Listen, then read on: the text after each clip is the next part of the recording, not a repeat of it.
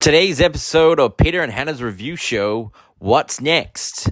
They review The Nun 2, Teenage Mutant Ninja Turtles Mutant Mayhem. They give you the answer for Guess the Movie, plus the usual Peter and Hannah hijinks. Here's your hosts, Peter and Hannah. Welcome to Peter and Hannah's review show of What's Next, the show we will help you figure out what to watch next. I'm here with my great co-host, Hannah! Hello. On today's show, Hannah, as the lovely intro said, Nun 2. Oh, Teenage Mutant Ninja Turtles Mutant Mayhem. I do. That's on today's show. And we'll also let you know what movie was the Guess the Movie this week. Uh-huh.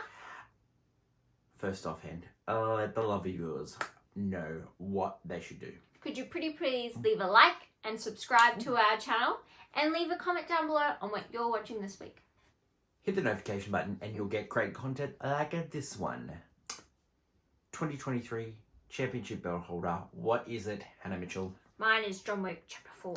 Mine is Past Lives. And for those who haven't seen it, go and do yourself a favour and see the greatest movie of the year, Past Lives, 2023. Debate about that. First off today, we're going to review Teenage Mutant Ninja Turtles and Mutant Mayhem. This is an animated movie Fun for kids. from Paramount Studios, brought to you by Point Grey, which is the company of Evan Goldberg and Seth Rogen, who have brought you great films like Superbad, and This Is the End.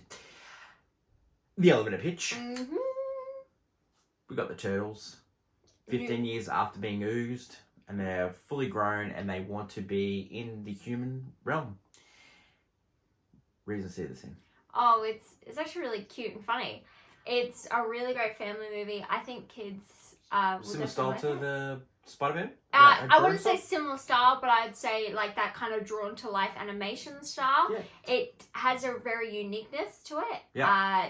It won't be for everyone's taste, I don't think. No. But Because it's got that 90s music and... it has this great soundtrack and a great voice cast. Like Great voice cast. we're talking about like Seth Rogen again makes an appearance in it as Bebop and Rocksteady is John Cena. Yeah. Jackie Chan is Splinter. I mean, amazing. The kids that play, because this is the first time actually teenagers have played, the normally Teenagers. it's grown adults. You know, Corey Feldman was famous for playing Donatello in the first movie, and yeah, I think it's a definitely improvement on the last two Teenage Mutant Ninja Turtles movies. It's definitely for people probably my age and probably like the young kids as well. So a couple of good young kids jokes. Wow, you don't say young kids. Little The boys. hooligan. Little boys. Please do not say that ever. Well, don't say little boys. It's little boy humour.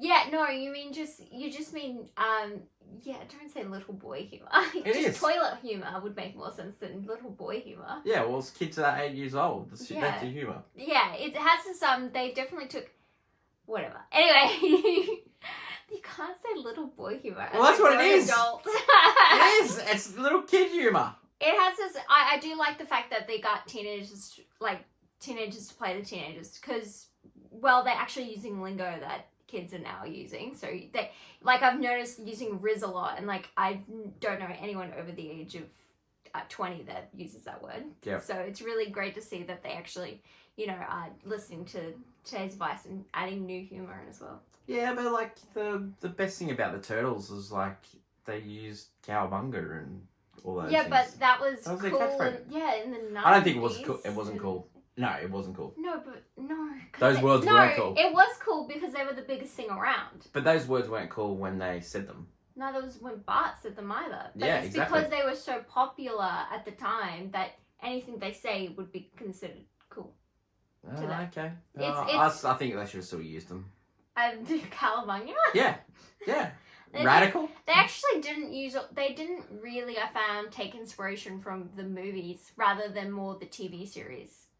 Yeah. They did. Well, I think they didn't. That Mikey was not as funny as he was in the TV show or in the movies as well. I found, they were trying to reinvent the wheel with the characters too. Yeah. Like Adam. Well, they still do Leonardo as the leader, and they still do Raph as a bit of a Tough guy. his And anger issues. Yes. Is Raphael on steroids in this movie? Well, they do get like muscle supplements. Yeah. Total power. And Cool Ranch Doritos. Is cool. That's for Splinter. He loves the Cool Ranch Doritos. Party size. I know. You underline it. Yeah, I think they had a great connection. Also, they had this idea about family between Splinter and the Turtles, which is really deep. And then they were, it's just about teenagers who want to be normal teenagers. So it's just, I don't know, it's a very cute coming of age story for kids. Yeah. That's what I found. I definitely think it is worth a watch. And I would say the rating for this movie is golf clap. Yeah. Like we're getting a lot of this stuff for people my age, like they've redone the Beast with the Transformers. That was a big thing when I was growing up as a kid. You got the Flash, a lot of 90s humour, 90s music in these movies now as well. Yeah, but I find that a lot of with the Transformers, it just wasn't up to scratch with what people want nowadays. Because you can have big dumb action, but you gotta have like either you go full into cheesy dialogue or anything. But they were kind of just playing it safe with just. No, they'll get that movie made $400 million. They'll get a remake out of that movie. Yeah, but it's something. It's not like it reinvented the wheel of the Transformers franchise. No, I don't think this one did either. With the Turtles, yeah. I think it captured more of the previous installments did not capture a young kid audience.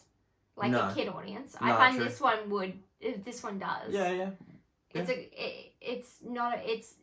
And movies like this shouldn't be for the adults who love them. It's for the kids nowadays. Mm. Yeah, I don't think there was, the 2 sessions we've seen, we haven't seen many kids. Oh, no, but we see them late at night. And I've also found that, for us, because we got it delayed, it's for school holidays. Yeah. So people are just waiting for school holidays and then they're going to take the kids to see it. Yeah, good call. That is a good call. That is Teenage Mutant Ninja Turtles Mutant Mayhem. Mm-hmm. This movie that we are going to talk about is The Nun 2. And now I saw it by myself because Hannah is a scaredy cat. Yeah. Now, Nun 2 is in cinemas now. Mm-hmm. The elevator pitch. We pick up after the first Nun. They think they've banished the nun, but they actually haven't. Mm-hmm. She has escaped and she is out killing people and she's chasing down these eyeballs, basically. It takes place in an abbey, and then Irene, and she's got a new friend now, played by Storm Reed, and they're going to meet up Marcus, and they're trying to save the day, they did in the first movie. Reasons to see this. If you're a fan of the Nun 1, you'll love this. This is just a continuation of the story. Great jump chairs, goat scene, it's really scary. Reasons not to see this, the best part of this movie is when Storm Reed and Irene are going around and searching for information, and then they go to this monastery in Paris and they find all this information about why they're chasing down these eyeballs and all this stuff like that, and it's really quite cool, and they should have more leaned into that sort of Da Vinci Code aspect in the National Treasure style. Once it just sticks with the jump scares, it's really cool, I think they tried to create a love story in this, and it just didn't work for me, like the scare stuff. Yeah. Should you watch or miss? I'd say definitely give this a watch, and I think it's a golf clap. This movie, it is really good. People seem to be really enjoying it as well, and this session that I went and saw, everyone really sort of liked it, and there was some good and there's some great moments, and these horror movies that are really successful is because people like seeing them together, because you get to see the crowd reaction. So it's a lot better than seeing it when you're doing it by yourself. Yeah. That is The Nun 2, and that is today's show. Mm-hmm. That is Teenage Mutant Ninja Turtles. We'd say it's a watch, and we'd say The Nun 2 is definitely a watch as well. Hannah, do you have anything else to add on this today's show? For those interested in My Big Fat Greek Wedding, give it a miss. Stick around. Plenty of reviews this week, including My Big Fat Greek Wedding, and there's also a Netflix movie that Hannah's going to review. Yes. Choose Love. Choose the Love. Interactive rom-com. Wow. So we also have Can You Guess the Movie? Stick around for our post-credit scene and you'll figure out what that movie actually is. Yes. Until later in the week when we try to figure out what to watch next, and also movie news and Mm-hmm. clickbait. And this Wah. week's clickbait is brought to you by Hannah. It's me, Mario. That's my lovely co-host Hannah. Until later in the week when we drop movie news, it's above for now. Bye.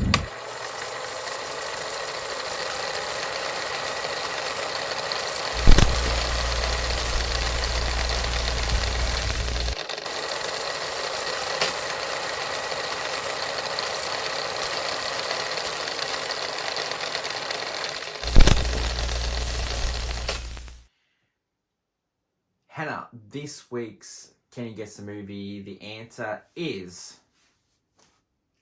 Oh, The Devil's Advocate. It is The Devil's Advocate, starring one Al Yes. Pacino and Keanu Reeves, and it's a scene right at the end of the movie. So, if you haven't seen the movie, you now know the ending. Well, no, you don't. There's so much that goes in between that. You've missed Keanu Reeves' southern accent. You've basically missed the whole movie. Yeah, that is true. It's so true. That is It's true. a fun watch. Not for the little ones. It's definitely not little boy humor. Please do not say that. So movie news, and also this week we've got Blue Beetle coming to Australian cinemas, and we also have Venice, Haunting in Venice. Yep. Perot. Let's see if this one's Purple better than and clickbait. Any hints? Hints? You'll find out. Oh, great stuff. Thanks everyone for watching, and we'll catch ya. Bye. Bye.